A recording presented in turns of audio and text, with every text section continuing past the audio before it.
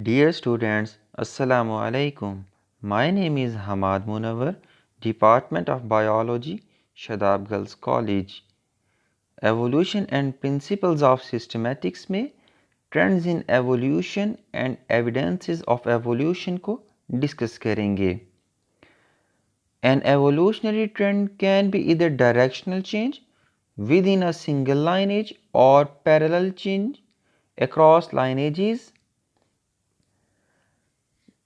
जैसे जैसे living things के अंदर एवोल्यूशन हो रही है, एवोल्यूशन हम किसे कॉल करते हैं कि जब से लिविंग थिंग का ओरिजिन हुआ है और ओरिजिन के बाद जैसे जैसे टाइम गुजरता जा रहा है उस लिहाज से लिविंग थिंग के अंदर चेंजेस भी आती जा रही हैं, इसे हम एवोल्यूशन कॉल करते हैं.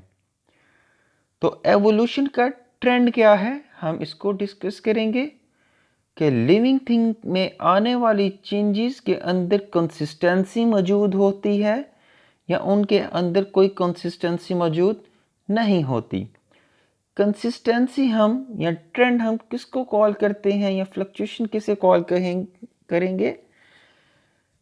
If the weather get warm one day you would not call it a warming trend. Warming would have to go on for some length of time before you don't call it a trend. अगर तो आपके पास winter चल रहा है तो उसमें अगर एक दिन वार्म आ जाता है तो आप ये नहीं कह सकते कि उसमें वो एक ट्रेंड है. आप ऐसा कहेंगे कि उसके अंदर एक फ्लक्चुएशन हुई है. Many group of animal like invertebrate and vertebrate have left behind a very good record of their fossil history, giving idea of their evolution. हमारे पास बहुत से living things invertebrates और vertebrates उनके fossil records ये बताते हैं कि उनके evolution जो उनके अंदर एवोल्यूशनरी ट्रेंड्स को बताते हैं कि उनके अंदर कंसिस्टेंसी भी मौजूद है और कुछ के अंदर कंसिस्टेंसी मौजूद नहीं है बल्कि उनमें फ्लक्चुएशंस आ रही हैं.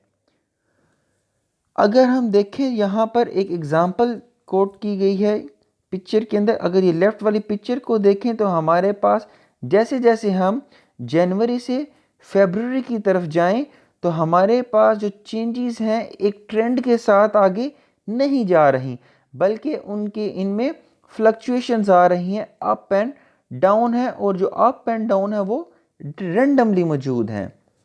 राइट साइड पर जो पिक्चर है इसमें देखिए जैसे जैसे हम आगे की तरफ जाएं जनवरी से फरवरी की तरफ, जैसे जैसे हम जनवरी से फरवरी की तरफ जा रहे हैं हमारे पास टेम्परेचर भी इंक्रीज ही होता जा रहा है. इसे हम ट्रेंड कॉल करते हैं. मतलब कि एक किसी एक खास लाइनेज को फॉलो करना. इसमें हमारे पास एग्जाम्पल आ जाती है कि जिस एग्जाम्पल में हमारे पास ऐसे लिविंग थिंग्स हैं जो एक खास लाइनेज को ट्रेंड को फॉलो कर रहे हैं. जैसे हमने प्रीवियसली पिक्चर में देखा था कि हमारे पास जो एक पिक्चर थी उसके अंदर फ्लक्चुएशंस आ रही थी एक किसी खास ट्रेंड को यानी जिसके अंदर कंसिस्टेंसी मौजूद थी उसको फॉलो कर रही थी. इसके अंदर भी जो हमारे पास फर्स्ट वाली एग्जांपल है इसके अंदर भी एक खास ट्रेंड मौजूद है. एग्जांपल नंबर 1 टाइटेनोथियर्स, जिसमें हमारे पास extinct clade related to modern horses and rhinos आ जाते हैं. अगर हम पैलेंटोलॉजिकल स्टडीज़ के अंदर देखें तो हमारे पास टाइटेनोथियर्स जिसमें हमारे पास मॉडर्न हॉर्सेस और राइनोज आ जाते हैं. उनके अंदर हम इस एवोल्यूशन को देखने लगे हैं कि किस तरह से इनके अंदर प्रीवियसली किस तरह से चेंजेस हुई हैं. टाइटेनोथियर्स हैड बोनी प्रोट्रूबरेंस. प्रोट्रूबरेंस हम उभार को कॉल करते हैं और ये उभार कहाँ पर आएगा इसको देखते हैं.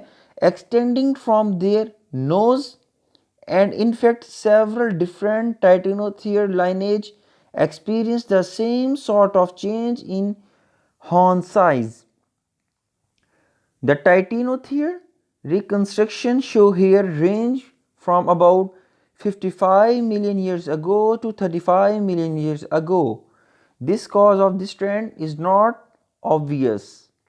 अगर हम देखें तो हमारे पास जो एग्जाम्पल 1 के अंदर जो पिक्चर है, इसके अगर हम पिक्चर्स में जो पिक्चर ए है इसमें देखें तो हमारे पास, और यहाँ से लेके पिक्चर डी को अगर फॉलो करें तो यहाँ पर प्रोट्रूबरेंस स्टार्ट हो गई है। ए के अंदर इस तरह हमारे पास स्ट्रॉन्ग एविडेंसेस नज़र नहीं आ रहे, तो बी में देखिए हमें बिल्कुल क्लियर नज़र आ रहा है कि वहाँ पर प्रोट्रूबरेंस स्टार्ट हो गई है। सी में उससे भी ज़्यादा है, और मुकम्मल तौर पर वो जो प्रोट्रूबरेंस है एक हॉर्न के अंदर कन्वर्ट हो गई है। तो इस तरह से जो हमारे पास ट्रेंड में जो एवोल्यूशन हो रही है हॉर्सेस और राइनोस के अंदर, ये हमारे पास कितना अरसा लगा है इस एवोल्यूशन में? राउंड अबाउट आपके पास 55 to 35 million years ago. It may be a byproduct of selection for increasing body size. ये हमारे पास नेचुरल सिलेक्शन भी हो सकती है कि जो नेचुरल सिलेक्शन थी इनके बॉडी के साइज को इंक्रीज करवा रही थी, और it may be a result of selection on horn size directly, या तो फिर इनके सिर्फ और सिर्फ महज हॉर्न के साइज को इंक्रीज करवा रही थी। जो इंक्रीज हो रहे हैं इनके हॉर्न, वो किस में हेल्प करेंगे, उनका फ़ायदा क्या होगा, उनको नेचर क्यों सेलेक्ट कर रही है? Had an advantage in butting contest for female age in sheep and goats. जो हमारे पास शीप और गोट्स को रौंदने में या उनको टक्कर लगाने में हेल्प करेगी। सेकंड एग्जांपल आती है, पहले आपने ट्रेंड्स को डिस्कस किया था ऐसी एग्जांपल के जिसके अंदर कंसिस्टेंसी मौजूद थी। सेकंड एग्जांपल आपके पास आती है कि जिसके अंदर आप देखेंगे कि कंसिस्टेंसी मौजूद नहीं है।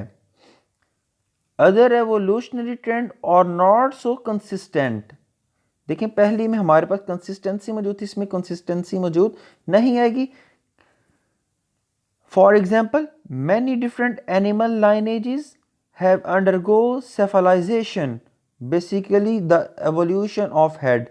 अगर हम वर्टिब्रेट्स और इनवर्टिब्रेट्स के फाइलास को डिस्कस करें तो उसमें हम देखते हैं कि जो लिविंग थिंग के अंदर अगर हम एवोल्यूशन के अकॉर्डिंग देखें with respect to the time, तो लिविंग थिंग के अंदर जो हेड की फॉर्मेशन है, सेफेलॉन हम कॉल करते हैं हेड, तो हमारे पास जो सेफलाइजेशन है फॉर्मेशन ऑफ हेड को कॉल करते हैं।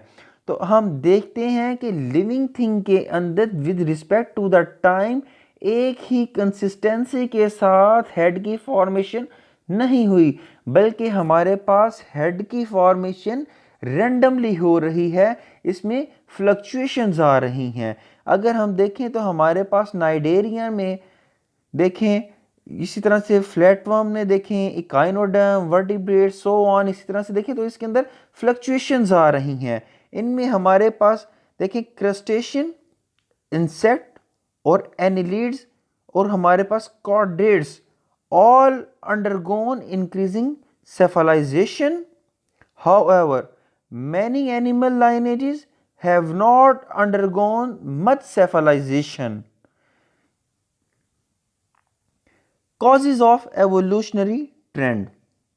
हमारे पास जो एवोल्यूशन है इसकी वजूहात क्या होती हैं, ये हमारे पास मुख्तलिफ पॉइंट ऑफ व्यू हैं। सबसे पहले Lamarck pointed out that guiding principle in evolution was animal need. Living thing के अंदर जितनी भी चेंजेस आती हैं वो उनकी ज़रूरत के मुताबिक होती हैं।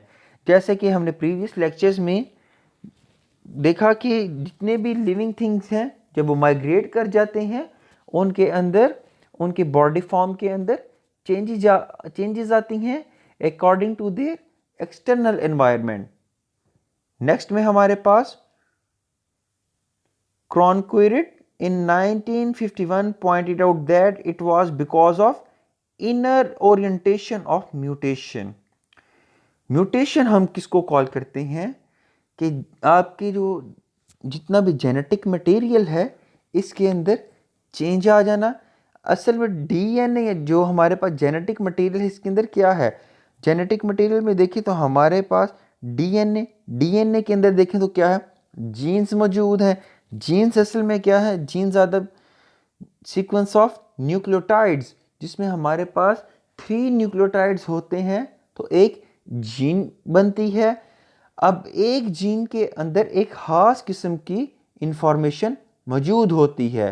अब देखिए जब एक जीन के पास एक ही टाइप की इंफॉर्मेशन मौजूद है तो जीन के अंदर मौजूद न्यूक्लियोटाइड की सीक्वेंस को अगर हम बदल दें, चेंज कर दें, तो हमारे पास इंफॉर्मेशन भी चेंज हो जाती है।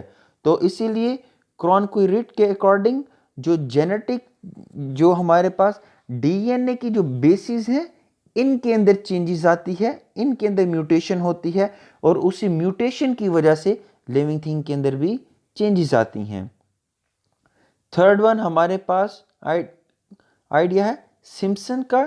सिम्पसन के according, Simpson in 1953 pointed out that not a single trend that occur constantly throughout the evolutionary history of horse family.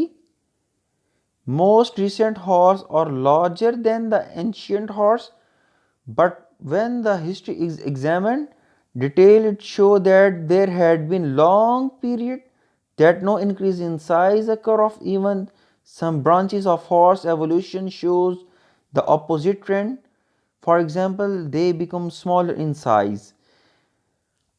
Simpson के अकॉर्डिंग जितने भी लिविंग थिंग्स हैं एक कंसिस्टेंसी के साथ नहीं बढ़ रही। अगर हम देखें तो हमने प्रीवियसली लेक्चर में डिस्कस किया था कि हॉर्सेस हैं, एंशियंट हॉर्स अगर देखें तो उसका जो साइज़ था वो डॉग के साइज़ के इक्वल था, जबकि हम मॉडर्न हॉर्स देखें तो उसका साइज़ इंक्रीज़ हो चुका है। तो सिम्पसन के अकॉर्डिंग जब हम इनके फॉसिल्स को डिस्कस करते हैं तो हमारे पास जब इनका साइज़ इंक्रीज़ हो गया तो दरमियान में एक वक्त ऐसा भी आया था कि उनका साइज़ बिल्कुल स्टॉप हो गया था। तो इसको हम एक ख़ास कंसिस्टेंसी नहीं कह सकते, बल्कि क्यों, क्योंकि उसका साइज़ दोबारा से आकर एक ख़ास पॉइंट तक रुक गया था, दोबारा से उस एक ख़ास साइज़ के अंदर एवोल्यूशन हुई तो दोबारा से लिविंग थिंग का जो दोबारा से जो हॉर्सेस हैं इनका साइज़ इंक्रीज़ हो गया। नेक्स्ट में हमारे पास आ जाते हैं evidences. Molecular evidence. The same biochemical building blocks such as amino acids, nucleotides are found in all organisms from bacteria to plant and animals. अगर हम देखें तो हमारे पास सिंपल से कॉम्प्लेक्सिटी की तरफ जाएं या अगर हम आम से हॉर्स की तरफ बढ़ें तो हमारे पास लिविंग थिंग के अंदर ऐसे मॉलिक्यूल्स भी मौजूद हैं कि जो सेम हैं। जैसे कि हमारे पास जो प्रोटीन के बिल्डिंग ब्लॉक्स हैं जिसको हम अमाइनो एसिड्स कॉल करते हैं, अगर हम जेनेटिक मटेरियल या इसके डीएनए के अंदर अगर हम देखें तो न्यूक्लियोटाइड्स मौजूद हैं। इसी तरह से अगर all organism are made up of cell which consist of membrane filled water, तमाम के तमाम लिविंग थिंग सेल से मिलकर बने हैं और हर सेल के अंदर पानी मौजूद है। इसी तरह पानी के साथ जेनेटिक मटेरियल मौजूद है, न्यूक्लिक एसिड। इसी तरह से आप उसके अंदर प्रोटीन्स मौजूद हैं, लिपिड्स, कार्बोहाइड्रेट्स, सॉल्ट्स और अदर सब्सटेंसेस आपके पास आ जाते हैं, जो कि हर सेल के अंदर यही सब्सटेंस मौजूद है। हाँ, वो प्रोकैरियोटिक सेल है या यूकैरियोटिक सेल है। The cell of most living thing use sugar for fuel which producing protein as a building blocks and messengers. अब देखिए आपके पास जितने भी लिविंग थिंग्स हैं, मोस्टली आपके पास जो लिविंग थिंग्स हैं वो शुगर को as a source of fuel इस्तेमाल करते हैं। आपने देखा होगा कि अगर हम प्लांट में भी देखें तो फोटोसिंथेसिस के का जो बाय प्रोडक्ट है वो शुगर ही बनता है। फिर उसी शुगर को ब्रेक डाउन करवाया जाता है और उसको as a source of energy इस्तेमाल किया जाता है। अगर हम देखें एनिमल्स के अंदर भी, तो जितने भी चीज़ों को कंज्यूम किया जाता है पहले उनको शुगर के अंदर कन्वर्ट किया जाता है, फिर उस शुगर को ब्रेक करवा कर एनर्जी हासिल की जाती है। इसी तरह से देखें तो लिविंग थिंग के अंदर जिस तरह से ट्रांसक्रिप्शन और ट्रांसलेशन का मैकेनिज्म हो रहा है, जिसे हम सेंट्रल डॉगमा कॉल करते हैं। सेंट्रल डॉगमा के अंदर आपके पास डीएनए से आरएनए बनता है, जिसको आप ट्रांसक्रिप्शन कॉल करते हैं। इसी तरह से आरएनए से प्रोटीन बनती है, जिसको आप ट्रांसलेशन कॉल करते हैं। ये जो मैकेनिज्म है सेंट्रल डॉगमा का मैकेनिज्म, ये आपके पास सिंपल लिविंग थिंग से लेकर कॉम्प्लेक्स लिविंग थिंग्स या यूनिसेलुलर से लेकर मल्टी सेलुलर तमाम लिविंग थिंग्स के अंदर ये मैकेनिज्म और ये चीज़ें बिल्कुल एक ही जैसी मौजूद हैं। अब अगर हम इनके जो दो मुख्तलिफ सेल्स हैं उनके अंदर आने वाले कंपोनेंट्स और जेनेटिक मटेरियल को देखते हैं कि कितने परसेंट सेम हो सकता है। Different species share genetic homologies as well as anatomical ones. Roundworms, for example, share 25% of their genes with human.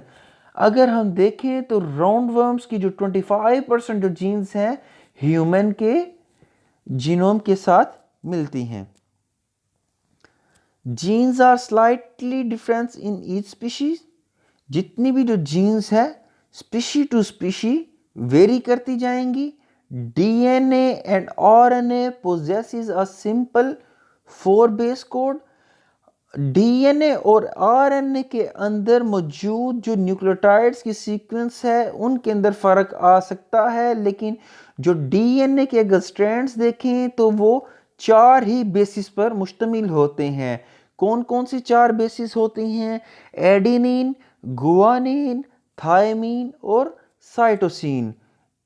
In some cases, if we were to transfer genetic material from one cell of living thing to the other cell of another, the recipient would follow the new instruction as if they were its own.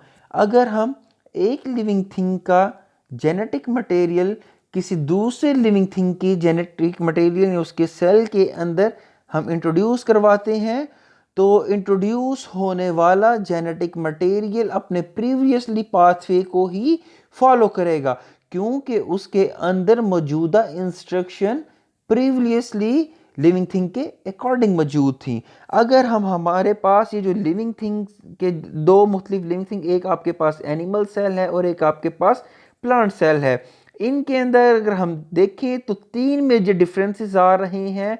एक आपके पास अगर plant cell में देखें तो outer side पर cell wall मौजूद है जो कि इसको टारगेट प्रेशर को मेंटेन रखने में हेल्प करती है। सेकंड में इसके पास सेंट्रियोल है। थर्ड में इसके पास क्लोरोप्लास्ट मेजर मौजूद है। Embryological evidences. एम्ब्रियोलॉजी हम किसको कॉल करते हैं? Study of embryo can help us find plenty of evidences of evolution। जो आपके पास एम्ब्रियोलॉजी है, जो एम्ब्रियो की स्टडी है, ये भी हमें बहुत से एविडेंसेस देती है कि लिविंग थिंग के अंदर एवोल्यूशन हुई है, कि जितने भी लिविंग थिंग है इनके इंसेस्टर सेम है। इन्हीं के इंसेस्टर के अंदर से ही डाइवर्जेंस होती जा रही है, लिविंग थिंग रेडिएट होती जा रही हैं।